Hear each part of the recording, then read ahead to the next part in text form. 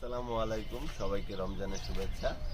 তো আজকে আমি একটা ভিডিও বানাবো, কারণ এখন কিন্তু আমাদের সিজনটা ওয়েদারটা অতিরিক্তভাবে হঠাৎ করে অতিরিক্ত গরম পড়ে যাচ্ছে বা একটা বিশাল আকারের চেঞ্জ এসে পড়ছে, যে কারণে সবার বাসাতে একটা না একটা ভাইরাস দেখা দিচ্ছে বা ভাইরাস জনিত রোগ দেখা দিচ্ছে, বিশেষ করে বাচ্চা কবুতরগুলোর উপর। কারণ বড় কবুতর একটা ওয়েদার চেঞ্জ হলো বা একটা ওয়েদারের তুলনা ওরা খাপ খেয়ে নিতে পারে, কিন্তু বাচ্চা কবুতর সেই এটা পায় না।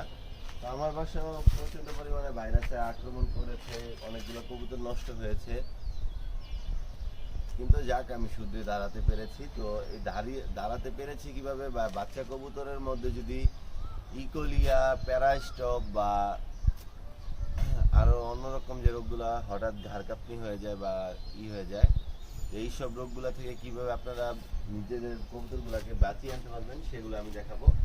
ফার্স্টে আমার রোগা কবুতরগুলা দেখাই। তো এই যে কবুতরগুলা কিন্তু ভাইরাসে আক্রমণ হয়ে টাল হয়ে গিয়েছে, তো এগুলো ট্রিটমেন্ট অলরেডি চলছে।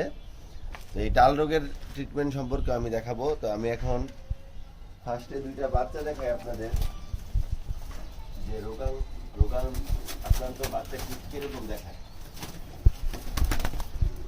এই যে এই বাচ্চারা দেখতে পাচ্ছেন, এটার মধ্যে কিন্তু ব্যাকটেরিয়ার আক্রমণ হয়েছিল। তো ওর অবস্থা খুবই প্রচণ্ড পরিমাণে খারাপ হয়ে গিয়েছিল। একটা সময় মনে হয়েছে যে না, ওকে বাঁচানো হয়তো পসিবল হবে না। আপনাদের ওর সিনার হাড়টা দেখাই আমি। দেখেন, এটা কিন্তু একবারে লেগে গিয়েছিল। তো যাই হোক, এখন মাংস এসেছে তো আল্লাহর রহমতে, এবং আমার চেষ্টায় বাচ্চাটা বেঁচে এসেছে। এই একটা বাচ্চা, তারপরে এখানে আরেকটা বাচ্চা।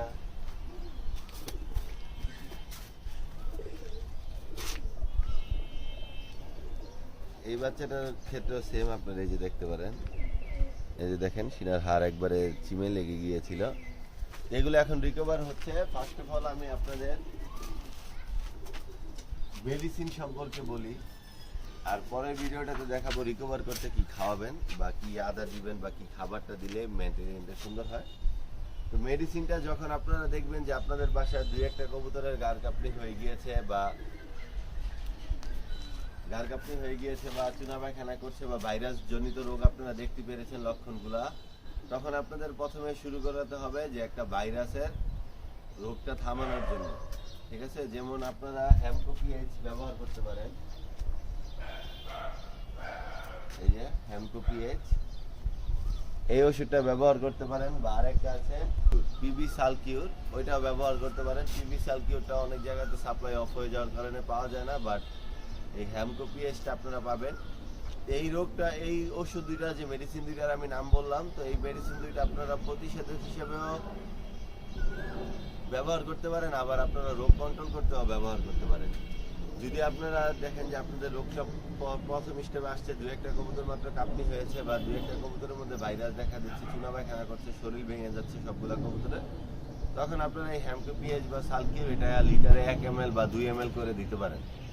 বাট অ্যাট দ্য মোমেন্ট যখন আপনারা খেয়াল করবেন যে আপনাদের কবুতরগুলা একবারে ফুললি আক্রান্ত হয়ে গিয়েছে ভাইরাসে বা রোগটা ধরে ফেলেছে, তখন আপনারা কি করবেন, তখন আপনারা লিটারে 3 ml করে দিবেন। তো এটা যেহেতু একটা হাই পাওয়ারের অ্যান্টিবায়োটিক না বা না, আপনাদের কবুতরের মধ্যে কোনো রিয়াকশন এগুলো নিয়ে দেখা দিবে না। বাট এই হ্যামকোপিএসটা ব্যবহার করার ক্ষেত্রে একটা জিনিস আপনারা ফেস করবেন, এটা যেহেতু অ্যাসিডের মতো একটা ওষুধ, যে এরকম একটা ঝাঁজ থাকে তার অনেক পরিমাণে, আপনারা এই মুখটা খুললে আপনারা নিজের নাকের সামনে নিতে পারবেন না, এরকম ঝাঁজ থাকে এটার ভিতরে একটা। তো এই কারণে কবুতর এটা পানির সাথে দিলে গ্রহণ করবে না। তো আমি কিন্তু কবুতরগুলো আমি হ্যামকোপিএইচ দিয়েই রিকভার করেছি। তো সাথে আমি আরেকটা ভিটামিন অ্যাপ্লাই করেছি, সেটা হলো এই যে এটা ভিটামিক্স সুপার। হ্যাঁ, এই যে এটা আপনারা নামটা ভালোভাবে দেখেন, এই যে ভিটামিক্স সুপার, চাইনিজ কোম্পানির ভিটামিন।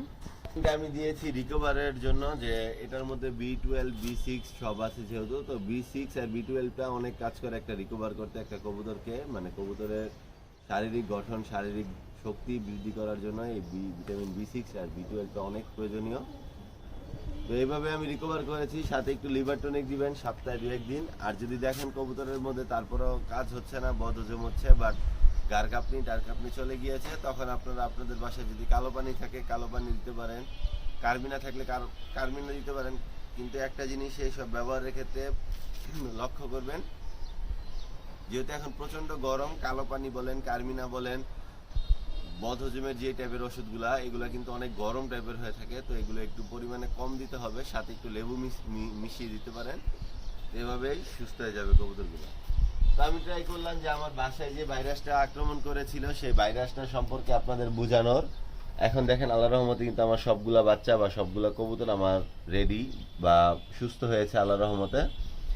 তো আমি ট্রাই করেছি আপনাদের এই রোগটা সম্পর্কে বোঝানোর জন্য, বা এই রোগটা থেকে আমি কিভাবে নিজেকে ধারা করালাম বা এই রোগটার সাথে আমি কিভাবে প্রতিরোধ করলাম, তো সেগুলো আপনাদের মাঝে শেয়ার করলাম। তো আপনাদের লোফটেও যদি এই টাইপের কোনো ভাইরাস দেখা দেয় বা এই দেখা দেয়, তো আগে থেকেই প্রস্তুতি নেবেন, কারণ ভাইরাসে জড়িয়ে গেলে প্যারাস্টোপ যদি একবার লোফটে আক্রমণ করে ফেলে ফুললি, ওইটার কোনো রিকভারি নেই। তো আশা করছি আপনারা ভিডিওটা বুঝতে পেরেছেন। যদি ভিডিওটা ভালো লেগে থাকে অবশ্যই আমার চ্যানেলটা সাবস্ক্রাইব এবং ফলো করার মাধ্যমে আমার পাশে থাকবেন।